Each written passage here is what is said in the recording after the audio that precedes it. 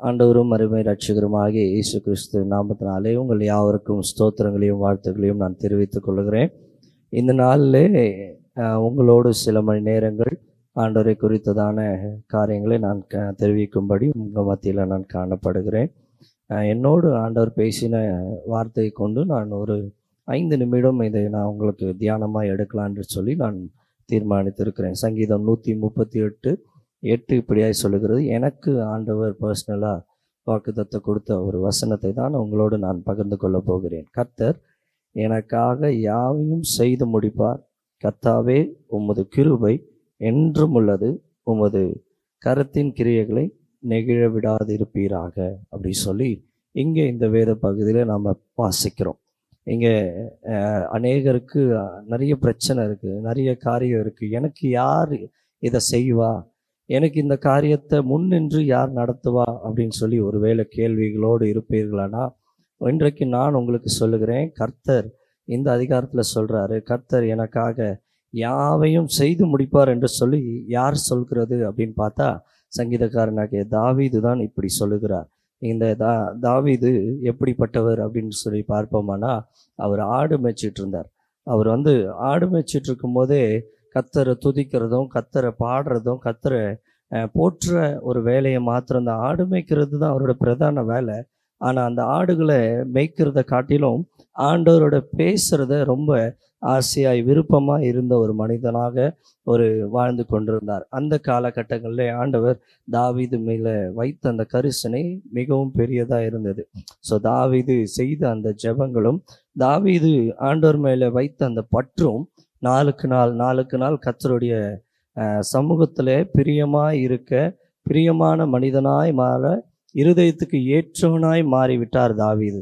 இன்றைக்கு நம்ம ஒரு வேளை யோசிச்சு பாருங்க, எத்தனையோ பேருக்கு பிரியமாக இருக்கணும்னு ஆசைப்படுறோம், எத்தனையோ பேருக்கு நம்ம ப்ளீஸ் பண்ணணும்னு ஆசைப்படுறோம், அவங்கள சந்தோஷப்படுத்தணும் அப்படின்னு சொல்லி நம்ம ஆசைப்படுறோம். ஆனால் நான் சொல்கிறேன், இன்னைக்கு கர்த்தரை நம்ம பிரியப்படுத்தணுமானா, நம்ம ஆண்டவரை சர்வ வல்லவரை நாம் பிரியப்படுத்துவோமானா, இங்கே அந்த வசனம் அப்படியாய் சொல்லப்படுது, கர்த்தர் எனக்காய் யாவையும் செய்து முடிப்பார். அவர் யாவையும் செய்து முடிப்பார் அப்படின்னா, எடுத்துக்காட்டுக்கு தாவீது இல்லை, யோபுவை கூட இங்கே பார்க்குறோம். யோபு கர்த்தர் கொடுத்தார், கர்த்தர் எடுத்தார், கர்த்தருடைய நாமத்துக்கு ஸ்தோத்திரம் அப்படின்னு சொல்லி வசனம் வேதங்களை நம்ம வாசிக்கிறோம்.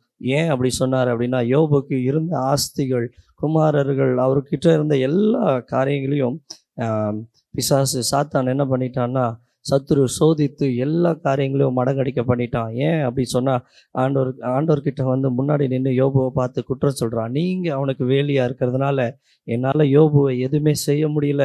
யோபுவோட காரியங்கள் என்னால் நீங்கள் மட்டும் அவன் பக்கத்தில் இல்லாமல் இருந்திருந்தீங்கன்னா யோபு எப்பயோ உங்களை மறுதளிச்சிருப்பான் அப்படின்னு சொல்லி ஒரு பரீட்சை பார்ப்பதற்காக யோபுவை பற்றி சத்ருவானவன் தேவனிடத்துல குரம் கோரிக்கொண்டு இருந்தான்.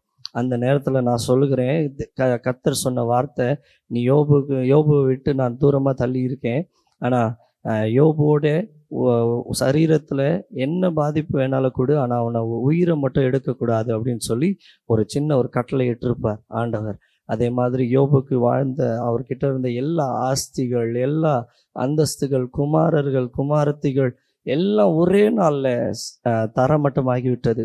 இங்கே பார்க்கிறோம், யோபு அந்த நிலைமையிலும் கூட கர்த்தர் எனக்கு கர்த்தர் கொடுத்தார், கர்த்தர் எடுத்தார், கர்த்தருடைய நாமத்துக்கு ஸ்தோத்திரம். ஒருவேளை இதை கேட்கிற நீங்கள், நம்ம வீட்டில் ஏதாவது சின்ன பிரச்சனைனாலும் சரி, ஏதாவது ஒரு போராட்டம்னாலும் சரி, ஏதாவது கஷ்டம்னாலும் சரி, உடனே என்ன சொல்லுவோன்னா, கடவுளே உனக்கு கண் இருக்கா, கடவுளே உங்களுக்கு காது இருக்கா, கடவுளே நீங்கள் இதை பார்த்துட்டு சும்மாவே இருக்கிறீங்களா, கடவுளே இருக்கிறாரா அப்படி சொல்லி சில நேரங்களை கேட்டிருப்போம். ஆனால் இங்கே யோபு சொல்கிறார், எனக்கு கர்த்தர் கொடுத்ததை கர்த்தர் எடுக்கிறதுக்கு எல்லா அதிகாரமும் உண்டு. ஆமென். ஸோ அதனால் இன்றைக்கு நான் சொல்லுகிறேன், யோபு ஒரு நல்ல ஒரு எடுத்துக்காட்டு. அதே போல் தான் தாவீதுக்கும் எல்லா காரியங்களையும் கர்த்தர் இந்த வசனங்களை தெளிவாய் நம்ம பார்க்குறோம். கர்த்தர் எனக்காக யாவையும் செய்து முடிப்பார். அவர் அழகாக சொல்லி முடிச்சிட்டார். இதுதான் அதுதான் அந்த விஷயம்தான் இந்த விஷயம்தான் இல்லை, யாவையும் அப்படின்னு சொல்லிட்டாலே A to Z, புரியுதுங்களா? A to Z எல்லா விஷயங்களையும் கர்த்தர் அவனுக்கு முழுமையாக செய்ய சித்தம் கொண்டிருந்தார். அவரோட கரத்தின் கிரியைகள்லேருந்து நெகிழ விடாதிருந்தார். அல்லேலூயா. ஸோ இங்கே நான் உங்களுக்கு சொல்ல வேண்டிய காரியத்தை மாத்திரம் சுருக்கமாய் நான் சொல்லி கடந்து போகிறேன். இங்கே 3 வசனங்களை பார்த்தீங்கன்னா, கர்த்தரை பார்த்து துதிக்கிறாரு, கர்த்தரை போற்றுறாரு, பணிந்து கொள்கிறாரு. அவரை பிரஸ்தாபத்தை பார்க்க சகல பிரஸ்தாபத்திலே பார்க்கிலும் உமது வார்த்தையை நீர் மகிமைப்படுத்திருக்கிறீர். தாவீது எவ்வளோ நேசிச்சிருந்தா இந்த மாதிரி வார்த்தைகளை ஆண்டவருக்காக துதிக்கிறாருன்னு பாருங்க. இங்கே 3வது பார்க்குறீங்க, நான் கூப்பிட்ட நாளில் எனக்கு மறு உத்தரவு அருளினீர், என் ஆத்மாவிலே பலன் தந்து என்னை தைரியப்படுத்தினீர். எனக்கு ரொம்ப பிடிச்ச வசனம். நம்ம கூப்பிடும் போதெல்லாம் நம்ம ஃப்ரெண்டு கூட வரமாட்டான், நம்ம கூப்பிடும் போதெல்லாம் நம்மளோட உறவினர்களுக்கு சில நேரங்களில் வரமாட்டாங்க. ஆனால் இங்கே தாவீது சொல்கிறாரு, நான் கூப்பிட்ட நாளில் எனக்கு மறு உத்தரவு என்ன பண்ணுறீங்கன்னா அருள்றீங்க.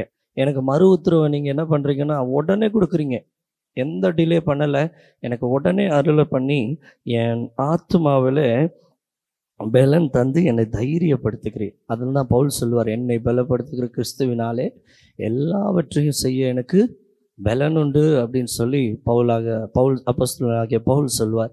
ஸோ நம்ம சொல்ல போகிறோம், என்ன பலப்படுத்துகிற கிறிஸ்து? அதே கிறிஸ்து தான் இங்கே தாவீது, அதே கிறிஸ்துவை தான் இங்கே பழைய ஏற்பாட்டில் தாவீதும் வெளிப்படுத்துகிறார். நான் பலனற்றவன் தான், பலன் தோய்ந்து போனவன் தான், எனக்கு எந்த காரியங்களிலும் பலனாக நிற்க எனக்கு தைரியப்படுத்துகிறதுக்கு நீங்கள் எனக்கு துணையாக நிற்கிறீங்க. நான் கூப்பிடும்போது உடனே ரெஸ்பான்ஸ் பண்ணுறீங்க, நான் கூப்பிட்ட உடனே எனக்கு உடனே செவி சாய்க்கிறீங்க அப்படி சொல்லி, இந்த வேலையில் யாராவது இருப்பீர்களானா, இதை கேட்டுக்கொண்டிருக்கிற யாராவது உங்களுடைய சத்தத்துக்கு இது கேட்குமானா நீங்கள் சொல்லுங்கள், எனக்கு யாருமே இல்லை, எனக்கு உதவி செய்ய எந்த கரமே முன் வரலை அப்படின்னு சொல்லி யோசிப்பீர்களானா, இன்றைக்கி நான் சொல்கிறேன், கர்த்தர் உனக்காக யாவையும் செய்து முடித்து விட்டார். அல்லேலூயா. அவர் செய்வார்ல, செய்து முடித்து விட்டார். அவர் செஞ்சு முடித்ததுனால தான் நம்ம என்ன பண்ணியிருக்கிறோன்னா இங்கே இந்த நாளில் இந்த நிமிஷம் உயிரோடு நின்று கொண்டிருக்கிறோம். ஆமென். ஸோ அப்படியே கீழே 4, 5, 6 பார்த்தீங்கன்னா, கர்த்தருடைய நாமத்தை அவர் போற்றுகிறார். நம்ம எத்தனை பேர் நம்மளுடைய கடவுளை நம்மளுடைய ஆண்டவரை போற்றுகிறவர்களாய் காணப்படுகிறோம்? யோசிச்சு பாருங்க. கர்த்தாவே, பூமியின் ராஜாக்கள் எல்லாரும் உமது வாயின் வார்த்தைகளை கேட்கும்போது உம்மை துதிப்பார்கள் என்று சொல்லி இங்கே சொல்லப்படுகிறது. பூமியின் ராஜாக்கள், நம்ம ஊரில் சிஎம் வந்துட்டாலே நம்மளுக்கு எவ்வளோ பரபரப்பாக இருக்கும், இல்லை பிஎம் வந்துட்டா நம்ம எவ்வளோ வேகமாக ஓடுவோம். நம்ம ஊருக்கு யார் வந்திருக்கா, வராத பெரிய ஆட்கள் நம்ம ஊருக்கு வந்திருக்கிறாங்க. ஆனால் இந்த உலகத்தையே அகிலத்தையே படைத்த ஆண்டவர் கடவுள் உன் பக்கத்திலே நிற்கிறேன், உனக்காக நான் சிங்காசனத்தை விட்டு கீழே பூமியில் வந்து நிற்கிறேன் அப்படின்னு சொல்லும்போது நம்ம என்ன பண்ணணும்? அவரோட வாயின் வார்த்தைகளை கேட்கும்போது துதிக்க கடமை பட்டிருக்கிறவர்களாக இருக்க வேண்டும். நம்ம துதிக்காமல் இருக்கிறதுனால என்ன நடக்கும் தெரியுங்களா? போராட்டம் வரும், கஷ்டம் வரும், துன்பம் வரும், என்ன காரியங்கள் வேணால் நடைபெறலாம். ஆனால் நீங்கள் துதித்து பாருங்கள், எல்லா துயரமும் ஓடி போயிடும், எல்லா கஷ்டமும் இங்கே உங்களுக்கு எல்லாம் நிர்மூலமாகி போயிடும். அல்லேலூயா. அடுத்த வசனம், 5வது வசனம் பாருங்கள். கர்த்தரின் மகிமை பெரியதாய் இருப்பதினால் அவர்கள் கர்த்தரின் வழிகளை பாடுவார்கள் என்று சொல்லி இங்கே தாவீது சொல்கிறார். கர்த்தருடைய வழி சின்ன வழி இல்லை, அவருடைய வழி சின்னது கிடையாது. நல்ல எப்படி சொல்கிறது, பாதை என்னவோ குறுகலான பாதை தான், கஷ்டமான பாதை தான். கிறிஸ்துவமாக வாழ்கிறது ரொம்ப கஷ்டம்தான், கடினம்தான். பொய் சொல்லாமல் இருக்க முடியாது, நம்மளால் திருடாமல் இருக்க முடியாது, நிறைய காரியங்களில் வீணான வார்த்தைகள் பேசாமல் புறம் கூறாமல் இருக்க முடியாது தான். ஆனால் நான் சொல்கிறேன், இடுக்கமும் நெடுக்குமான வாசலில் நீங்கள் பிரவேசிச்சிங்கன்னா மகிமைக்குள்ளே பிரவேசிப்பீங்க. அல்லேலூயா. நான் உங்களுக்கு உண்மையாக நிச்சயமாக இந்த காரியத்தை சொல்ல முடியும். அகலமான பாதை இருக்குதான், விசாலமான பாதை இருக்குது. ஆனால் அதோட முடிவு என்னன்னா அழிவு தான். அதோட முடிவு என்னன்னா ஆபத்து, நாசம், மோசம், விபத்து தான். ஆனால் இங்கே கர்த்தருடைய பாதை நெடுக்கமும் குறுகலும் ரொம்ப கஷ்டமான பாதை தான். இதை ஃபாலோ பண்ணுறது ரொம்ப கஷ்டம்தான். ஆனால் நான் சொல்கிறேன், இதை ருசித்து, அதான் வசனம் சொல்லப்படுகிறது சங்கீதம் 34:8, கர்த்தர் நல்லவர் என்பதை ருசித்து பாருங்கள், அவர் மேல் நம்பிக்கையாக இருக்கிற மனுஷன் பாக்கியவான் என்று சொல்லி கர்த்தரை டேஸ்ட் பண்ணுங்க அப்படி சொல்லு. ஒரு பிரியாணியை நம்ம டேஸ்ட் பண்ணி அதை சாப்பிட்டு இது நல்லா இல்லை அப்படின்னு என்னைக்காவது சொல்லியிருப்போமா? அது மாதிரி தான் கர்த்தருடைய அன்பு அதை காட்டிலும் பெரியது. அதை காட்டிலும் நம்ம நேசிக்கிற பொருளை விட, நம்ம நேசிக்கிற நபரை விட கர்த்தருடைய அன்பு ரொம்ப ருசிக்கத்தக்கது. ஸோ அந்த கர்த்தருடைய அன்பை நீங்கள் ருசி பார்க்கணும் என்று சொல்லி நான் விருப்பப்படுகிறேன். அடுத்த வசனம் இப்படியா சொல்கிறது, கர்த்தர் உயரத்தில் இருந்தும் தாழ்மையுள்ள என்னை நோக்கி பார்க்கிறார், மேட்டிமையானவனையோ தூரத்திலிருந்து அறிகிறார். கர்த்தருக்கு ஒரே ஒரு விஷயம் தாங்க பிடிக்காது, நம்மளை ஆண்டவராகிய இயேசு கிறிஸ்துவுக்கு ஒரே ஒரு விஷயம் மாத்திரம்தான் பிடிக்காது. அவருக்கு துன்மார்க்கம் செய்கிறது பிடிக்காது. அவருக்கு புறம் பேசுகிறது பிடிக்காது. பொய் சொல்றது பிடிக்காது. துன்மார்க்கமாக நடக்கிற வழியில் பார்க்கிறவனை என்ன பண்ணுவார்னா தூரத்திலே நிறுத்திடுவார், பக்கத்தில் கூட சேர்க்க மாட்டார். ஆனால் உத்தமனை நீதிமான பக்கத்தில் சேர்த்து அணைத்து வைத்து அவனை முத்தமிட்டு பரலோக ராஜ்யத்துக்குள்ளே அன்பாய் பிரவேசிக்க செய்வார். அதனால தான் சங்கீதம் 1:1 ஆரம்பிக்கும் போதே இப்படி ஆரம்பிக்குது, துன்மார்க்கருடைய சொல்லுங்களேன். ஆமாம், நம்ம எல்லாருமே வாசிப்போம்ல துன்மார்க்கருடைய. ஆமாம், நான் உங்களுக்கு சொல்லுகிறேன் இந்த வசனம், துன்மார்க்கருடைய ஆலோசனையில் நடவாமலும் பாவிகளுடைய வழியில் நில்லாமலும் பரியாசக்காரர் உட்காரும் இடத்தில் உட்காராமலும் அப்படி சொல்லி ஆரம்பிக்கும் போதே சங்கீதக்காரனாகிய தாவீது இந்த வசனங்களை ஆரம்பிக்கும் போதே நான் ஏன் தெரியுமா உங்களை கேள்வி கேட்டேன். நம்ம எல்லாருக்குமே அந்த காரியங்கள் தெரியும். துன்மார்க்கருடைய ஆலோசனை நம்ம என்ன பண்ணக்கூடாதுன்னா நடக்கக்கூடாது, நிற்கக்கூடாது, உட்காரக்கூடாதுன்னு சொல்லி. ஸோ நமக்குன்ற ஒரு பாதை உண்டு. அந்த வழி கர்த்தர் உயரத்தில் இருக்கிறார், அவர் வானத்தில் இருக்கிறார். அவர் அண்ணாந்து பார்க்கிற போது நம்ம சின்னதாக எங்கேயோ ஒரு எறும்பை விட சின்ன ஒரு பொருளாக தான் நம்ம தெரியும். ஆனால் நம்மளை ரொம்ப அதிகமாக நேசிக்கிறார். இன்றைக்கு நான் சொல்லுவேன், ஆண்டவர் நம்ம நடுவில் பெரிய காரியங்களை செய்வார். அதனால தான் நான் சொல்கிறேன், இந்த வசனங்கள்லாம் நம்மளுடைய வாழ்க்கையில் ஒவ்வொரு நாளும் நமக்கு கொடுக்குற பலனாக இருக்கிறது. சத்துவம் இல்லாத நமக்கு சத்துவத்தை அளிக்கிறது. அல்லேலூயா. ஸோ நான் இப்படி சொல்லி முடிக்கிறேன். நீங்கள் எல்லாரும் என்னோட சேர்ந்து வேதத்தை வச்சுருப்பீங்கன்னா சொல்லுங்கள், கர்த்தர் எனக்காக யாவையும் செய்து முடிப்பார். கர்த்தாவே உமது கிருபை என்றும் உள்ளது, உமது கரத்தின் கிரியைகளை நெகிழ விடாதிருப்பீராக. ஸோ நீங்கள் பர்சனலாக இந்த வசனங்களை தியானிக்கும் போது ஆண்டவரோட அந்தரங்கத்தில் போய் உட்காந்து அந்த வீட்டினோட அறைய கதையை பூட்டி உட்காந்து, ஏசப்பா எனக்காக யாவையும் செய்து முடிப்பீங்கன்னு சொல்லியிருக்கிறீங்கல்ல, இன்னைக்கு நீங்கள் செய்யுங்க. எனக்கு ஒருவேளை அது தாமதமாகலாம், ஒருவேளை அது நாட்கள் தள்ளி போகலாம், ஆனால் நீங்கள் சொன்னீங்கன்னா நிச்சயமாக அதை செய்து முடிப்பீங்கன்ற நம்பிக்கை விசுவாசம் எனக்குள்ள உண்டு. எனக்கு பிரியமானவர்களே, நான் உங்களுக்கு சொல்கிறேன், கர்த்தர் நமக்கான எல்லா விஷயத்தையும் செய்து முடித்து விட்டார். அல்லேலூயா. சிலுவையிலேயே அவர் என்ன பண்ணிட்டார்னா அதை ஜெயிச்சிட்டார். அங்கேயே நம்மளுக்கு எல்லா வெற்றி, வின்னிங் சக்ஸஸை ஆண்டவர் போட்டு கொடுத்துட்டார். சாத்தானை காலின் கீழே போட்டு நசுக்கிட்டார். நம்ம ஒவ்வொரு முறையும் நசுக்கலாம் வேண்டாம். அவருடைய நாமத்தினாலே எதை கேட்டாலும் பெற்றுக்கொள்ளுவீர்கள் என்று சொல்லி வசனம் வாசிக்கிறோம். ஸோ அதனால் அவர் நாமத்தை கொண்டு, ஏசு நாமத்தில் இந்த காரியம் என்னை விட்டு போ அப்படின்னு சொன்னால் போயிடும். ஏசு நாமத்தில் இந்த பிசாசின் காரியம் என்னை தொடக்கூடாதுன்னு சொன்னால் அது நிச்சயமாக உங்களை தொடாது. ஸோ இந்த வசனம் என்னோட சேர்ந்து நீங்கள் டெய்லி தியானிப்பீங்கன்னு சொல்லி நான் விசுவாசிக்கிறேன். கர்த்தர் நம்மளுடைய வாழ்க்கையில் பெரிய காரியங்களை செய்ய காத்து கொண்டிருக்கிறார். நான் கடைசியாக நான் இப்படி சொல்கிறேன், கர்த்தர் நமக்காக எல்லாவற்றையும் செய்து முடித்து விட்டார். அல்லேலூயா.